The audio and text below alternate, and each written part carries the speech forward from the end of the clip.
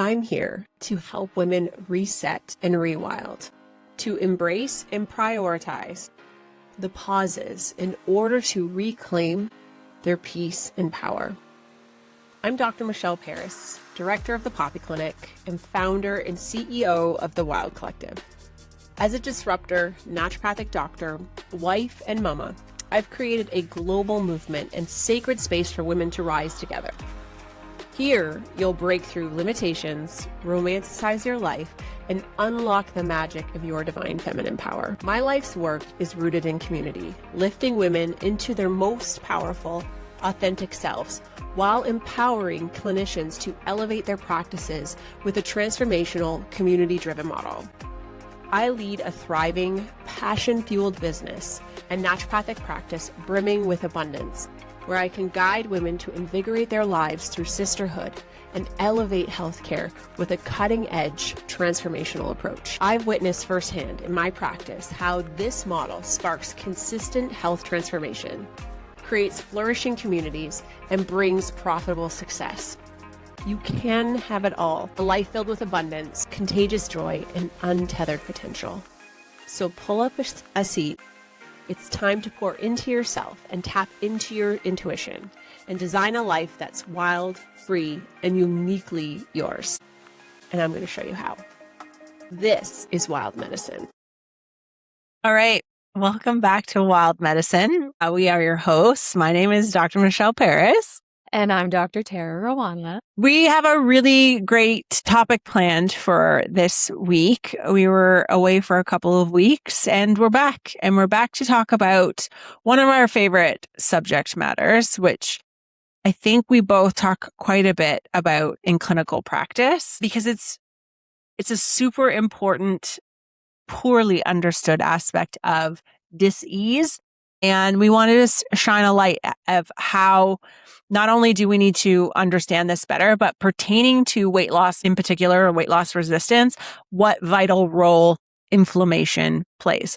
So we're talking all about inflammation today and what it is not, and how to best understand this as it pertains to your own health and your long-term journey, and why this needs to be a part of the conversation, because I'm pretty sure we could say every chronic disease has its origin or is worsened by contributing long-standing inflammation. Would you agree?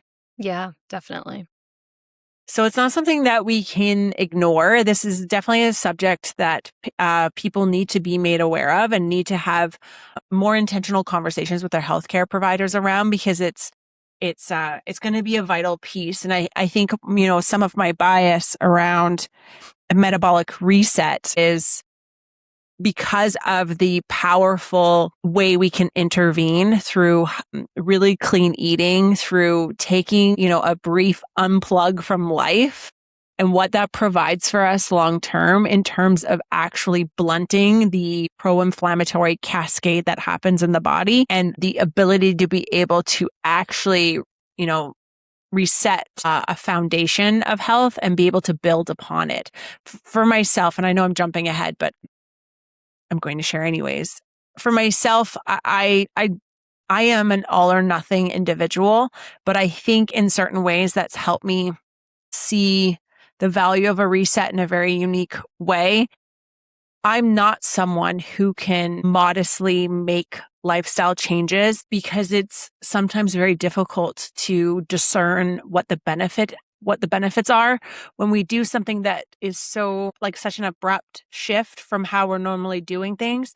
It really does challenge us to reevaluate. And I do think most of our patients would attest to the anti-inflammatory experience that they achieve through doing something like a reset, for them to gain perspective of what inflammation looks like in their everyday life and how to learn the signals of their body of when they are putting themselves into a state of inflammation and how to get themselves out. And so I think this is it's inflammation, said maybe metaphorically or said in a more metaphoric fashion, is that it is how our body speaks to us. It is how our body lets us know that there is something going on. And so if we're going to talk about this, inflammation actually plays a vital role in improving health, because if we understand the vital message that it plays, it's in letting us know that something isn't working. So, acute inflammation has a very, very important life-saving role for us, right? It is a short-term emergency response to what's actually going on. If there's an injury or an infection, it is a way our body informs and lets us know. It's a way our body increases body temperature to fight back. Like, there's a lot of natural positives that inflammation provides. Where it gets problematic is when it is chronic and low grade continuous inflammation. And then it starts to have a very different response to our body long term. And then it makes it very difficult. And I think for many patients who suffer with chronic inflammation, because the body's so brilliant, it will continue to carry on irrespective.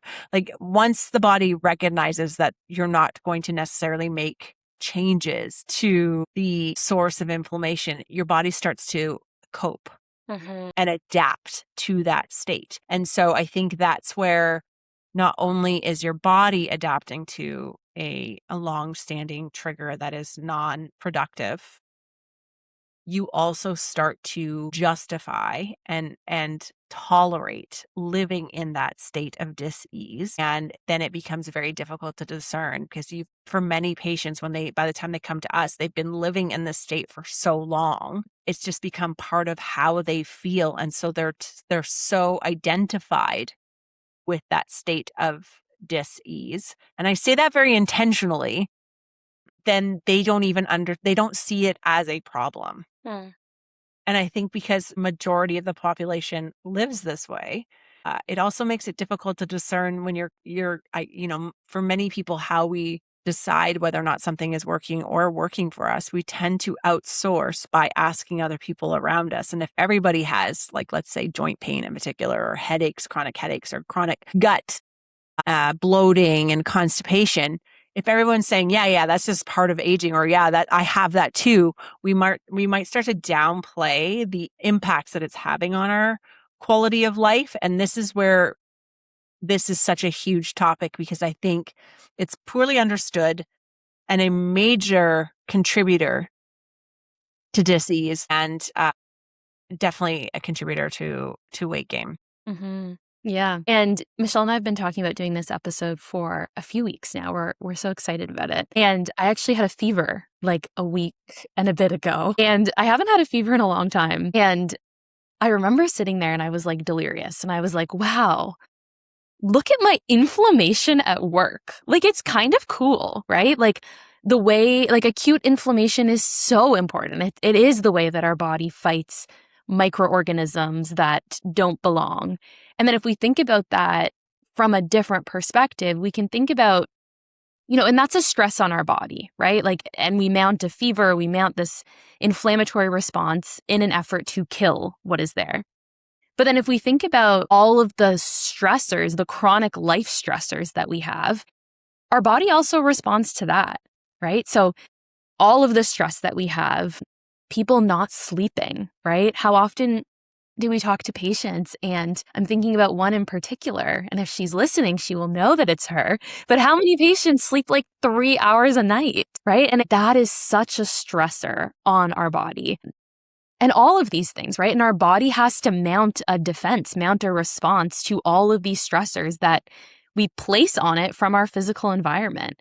And so that can contribute to that chronic inflammation that we see all the time. And I liked what you said, Michelle, about how when everyone has the same symptoms or similar symptoms, it gets hard to know, is this normal? Is this aging? Or is this pathological? Right. And I think if we even take that like a layer deeper, we live in a society that is chronically, metabolically sick. Right. And so sometimes comparing our symptoms to everyone else, and if we all have the same symptoms, that's probably actually not a good thing, because this world is, largely unhealthy. And when we were really diving into a lot of the research on inflammation, that's some of what we really wanted to share with all of you. And especially in regards to obesity and weight gain and weight loss and all of those pieces that we so often talk about on here. And so one really interesting thing that we found in our research was that excess fat tissue, and specifically visceral fat, which is, we have so many episodes on visceral fat. Like, you probably know a lot about visceral fat at this point, but visceral fat itself actually generates inflammation. And that inflammation makes it harder to lose the visceral fat. And the harder it is to lose that visceral fat, the more visceral fat actually accumulates, right? So this is a loop. This is a cycle. More inflammation causes more visceral fat. And visceral fat is, as you know, it is the type of fat that is surrounding the organs. It is very challenging to lose. It tends to increase around perimenopause because of the hormonal changes that are happening. And as you know, we are also really proud of the results that we get in Shed, because we can measure visceral fat on our in-body machine. We watch it with our patients come down week to week. It is incredible. And so if we really want to reduce inflammation, or even from that, let's take it from a weight loss perspective. If we really want to achieve weight loss outcomes, we actually need to be targeting inflammation. We actually need a plan for how we're going to target inflammation, both in a weight loss program, but also after that, right? If you do a weight loss program, whether that's Shed or any other program, and your inflammation comes down and you lose weight, but then you get right back into your old lifestyle of not sleeping and, you know, nutrition being really chaotic or overconsumption or all of those pieces, inflammation is going to go back up. Inflammation is internal, but it also responds to the external environment as well. And so we need all of those pieces to actually lose the weight and reduce inflammation.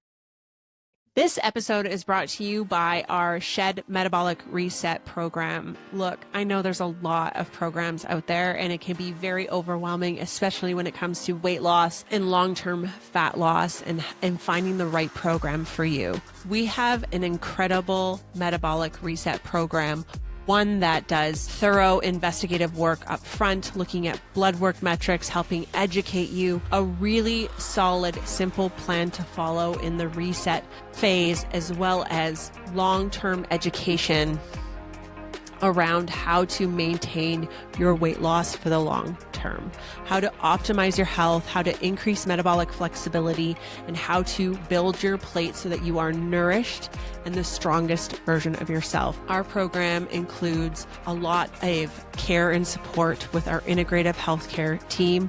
It is a medically supported program. We include community support, education support, as well as daily mindset calls. We are all about optimizing your health for the long term. This is the exact program that helped me shed 30 pounds and keep it off for 4 years and counting. So if you feel like a reset is something you would like to consider, a pause to help calibrate, come home to yourself, lower inflammation, boost your energy, learn how to confidently build your plate for longevity, then please head over to poppyclinic.com and you will see that there is a pop-up quiz that will get the process started of seeing if Shed Metabolic Reset program could be for you. If it is, we will connect, and I cannot wait to support you in living the most aligned, harmonious life, one that reclaims peace and confidence in your body and teaches you how to eat for long-term health. I'll see you soon. Yeah. And I think to your point, I want to highlight, like when you're investigating what would be the right approach for you is asking that question around targeting visceral fat in particular, because visceral fat is a non-advantageous fat that accumulates on our body that is pro-inflammatory. It actually functions as an endocrine gland, meaning that it actually secretes its own inflammatory cytokines. So you want to know that when you're selecting a program that you're targeting a tissue you actually want to lose, that it would be desirable long-term to lose. Because as Tara says, we have many episodes on this, there's zero advantage to losing muscle mass. So if you're not asking questions and getting answers that align with how you would like to approach this long-term, then you need to, get concerned around what you actually would be losing. So I think it's really important. And I think something we're so proud of is the fact that we are able to demonstrate to our patients that we are in fact targeting visceral fat, and the reduction of that is also demonstrated on their labs in terms of how much we're improving their overall quality of life and their health, right? So you really want to understand like why this is important and how this should influence how you're making decisions around what program you're selecting. Yeah, absolutely. Yeah, just like Michelle said, right? If you are losing muscle mass in a program instead of losing visceral fat, that is not a success. It's not, right? Losing muscle mass long term is actually very dangerous, very damaging to your health and longevity long term. And so that's absolutely something that you should ask. How does this program target visceral fat, right? Ask that question. It's such an important thing to get curious about, because that's what really moves the needle. And if you're losing muscle mass in a program and it's not really addressing the visceral fat, then even just from that perspective, regain is very likely, because visceral fat creates that inflammation and creates more visceral fat. So if you aren't losing that, very likely once you get into the maintenance phase of whatever weight loss program, you will gain it back. So really, really important that question in particular is asked. So we'll talk about a few myths that often come up around inflammation and create some clarity for you. So the first myth is that all inflammation is bad and should be eliminated. And I think we spoke to this a little bit, even with Tara's story. Tara wouldn't be here if her body didn't have an inflammatory response to her having some type of infection, right? So, the goal is not to eliminate it altogether. The goal is to help better regulation or modulation, because it plays a very vital role acutely. It's the chronicity of it that is a concern. So you wouldn't be able to heal. You wouldn't be able to fight from an infection if inflammation wasn't something that your body was able to respond when there is a stimulus in the body. So it's not about getting rid of it. And I think for us, and where a reset is so powerful, is we're also trying to help teach our patients something we call body literacy, but it's like really understanding how inflammation speaks to you in your body, right? So I will have very strong perioral dermatitis response when I eat something that doesn't work for me. My skin gets itchy. I get little bumps. Like, I am notified. I might struggle with bloating or constipation as a result of eating off track. My joints might hurt if I've been exposed to something that I wasn't supposed to be eating. So when we use an intervention like a reset, it is an opportunity to quiet down or lower that inflammatory load so that we can hear the messaging better and then be able to take that information. It equips us for maintenance to go, maybe doing that, maybe overtraining, maybe underfueling before training, maybe eating certain foods are actually increasing my inflammatory load and therefore making me uncomfortable. The amount of patients that will tell us, like, I had a very hard time getting out of bed in the morning before shed, and now I'm flying out of bed because I have no joint discomfort. It's that we're trying to teach our patients that sort of connection to their body so that they can navigate maintenance much more confidently about what works for their body and what doesn't. Myth number 2, superfoods can meaningfully suppress inflammation on their own. As wonderful as superfoods are, such as blueberries, anti-inflammatory Mediterranean style plant forward foods that are not processed, as wonderful as those are, we really need to address and modulate other factors. So there's a factor in our blood called CRP, which is a very well-known inflammatory marker, and it's pertaining specifically to our cardiovascular health. But we really do want to track this over time. So I was sharing with Tara, and this is a marker as part of our metabolic screening that we run with every one of our patients, so that we have some kind of idea how much inflammation exists. But we do want to target this in particular. And what's really cool is we've been able to show patients, we've seen patients who have really high CRP numbers. So CRP, we want under 2.5, I believe, and the lower, the better. I've had patients with numbers as high as 77 and bring it down to, 4 after a single reset. So you want to make sure that we are targeting specifically those markers, because foods alone are not going to correct this. Mm-hmm. And speaking of, I think superfoods are so buzzy, right? Like acai had a moment, right? And there's all these foods where it's like, this is the best thing. But I think we also, like, just from a dietary perspective, like, we really do have to zoom out and say, like, yeah, it's awesome to eat the blueberries and the really good things. Absolutely. But let's look on a larger scale at your diet, right? Are you eating in excess every single day? Are you eating sporadically, right? That's unsafe for your body. That can create, insulin resistance and all of these other pieces, right? So the superfoods are great, but what does your entire diet look like, right? Are you getting enough protein? Are you eating enough for your body? Like, are you eating the right amount, right? Not too much, not too little, but the right amount for your body. Like, it's more of like a macro perspective on your diet and nutrition overall. Okay, we get it. It is super confusing to figure out how you should be eating, and you've probably been hearing a lot more about increasing your protein consumption. We've got you covered. If you are looking to understand how much protein you might want to consider, then please go check out our calculator. It will help show you what this looks like for your ideal body weight, what that looks like per meal and throughout the day, on days that you're strength training and on days where you're just a normal gal about the town. If you are looking to understand protein a bit better and want to bring that conversation to your regulated healthcare professional, then please go check out our calculator online in the show notes so that you can have a more strategic approach to your nourishment and to your protein levels. Your future self and vibrant energy will thank you. Yeah, hopefully something that we've driven home as a point is like, it's never a mono solution. Yeah. Like, it's like, how do we help you eat well long term? How do we build a plate that serves you? And of course, are you going to find some superfoods on those plates? Absolutely. But when we glamorize health and specifically certain things like superfoods, we become so hopeful that that will be the fix. But one thing we drive home all the time is that we're doing the boring basics on repeat. It's not complicated. It doesn't need a sophisticated or sexy solution.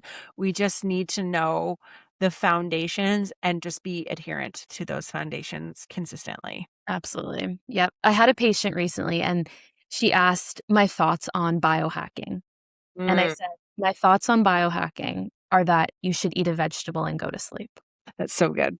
Right? Like, it's the basics. Like, let's go back. Once you master the basics, then we can talk about getting more sophisticated. But until you're sleeping, until you're eating, until you're moving, until you're hydrating, like, there's so many things we need to get in a really great spot before we're biohacking anything. And to your point, once those things are dialed in, you don't feel the need to biohack anything. You feel great. You feel amazing. Yeah. Right. So it's like, I've gratefully been practicing for 17 years. My treatment plans have gotten simpler and simpler and simpler over time. We don't need anything expensive or complicated to work. We can come back to our foundations and get a huge return on investment from just doing that on repeat. There's a lot that can be done that doesn't require a hack. A hack implies that you're hijacking something and it's like a quick pivot, and that's never going to result in good long-term health ever. So let's just go with the boring biological basics, It's like, so true. Why are we messing around? Yeah, absolutely. Myth 4, there's nothing you can do about chronic inflammation. Doctors don't understand what causes it. Yeah, that's not true.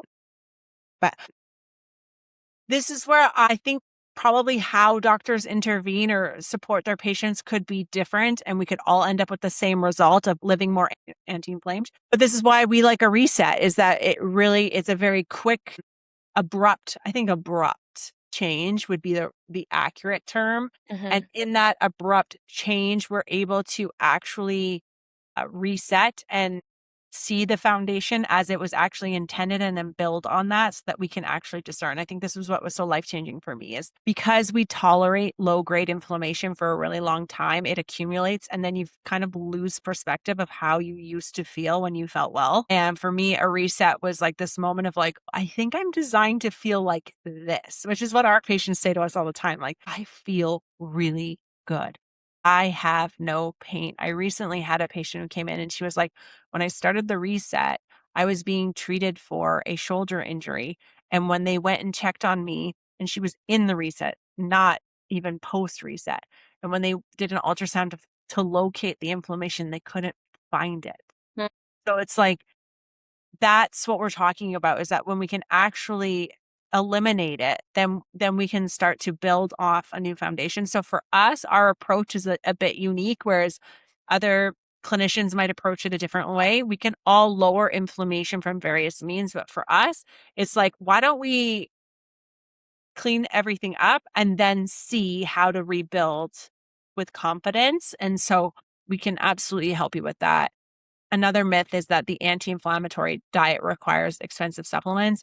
Anyone who knows us knows is that we have the most basic supplement stack, and they're not always necessary, right? Like we don't need, again, like the biohacking thing, we don't need to spend a lot of money to lower inflammation. It's amazing how important nutrition, sleep, and exercise are in terms of mitigating and inflammation and helping keeping it lower long term, right? Yep. And last myth is that gluten and other trendy inflammatory foods are dangerous to everyone. Yeah, bioindividuality always. And the longer I do this, the more pro dairy I am, which I never thought I would be, but I think is an important fuel source. I'm so sorry. And that's absolutely incorrect. Lots of people can digest foods that other people find pro-inflammatory. It comes down to dysbiosis in the gut, so leaky gut. It comes down to your unique food sensitivities. And, I think our profession has played a role in demonizing certain foods. And I think we're trying to do our best now to create a neutrality around foods, that no food is inherently bad or good. It's how your body responds to it. And again, this is where any kind of anti-inflammatory strategy can be very informative to a patient, because when we eliminate and then reintroduce, you will be able to tell for yourself whether or not you're responsive to certain foods. So no, not everybody is gluten sensitive. Not everybody is dairy sensitive. We do really need to treat the individual in front of us and not make broad stroke assumptions around nutrition or certain foods. Mm-hmm. Yeah. And to get a little nerdy on some of the mechanisms, one thing that we both found really interesting was, so we have this is simplifying things a little bit, but two main hunger signals. So there's ghrelin, which is the hunger signal, makes you feel hungry. And then leptin is satisfied, a satiated hormone. And so what's really interesting is that chronic inflammation, actually blunts leptin signaling. And so again, that's the hormone that tells your brain, I'm full, stop eating, we're done here.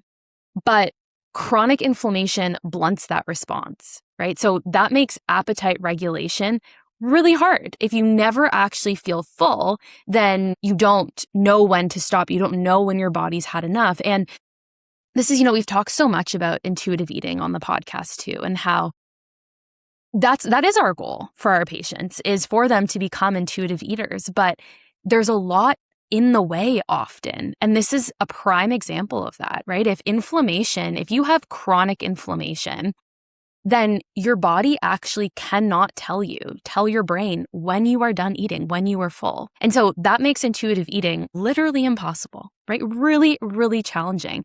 We also know that inflammation can drive cravings.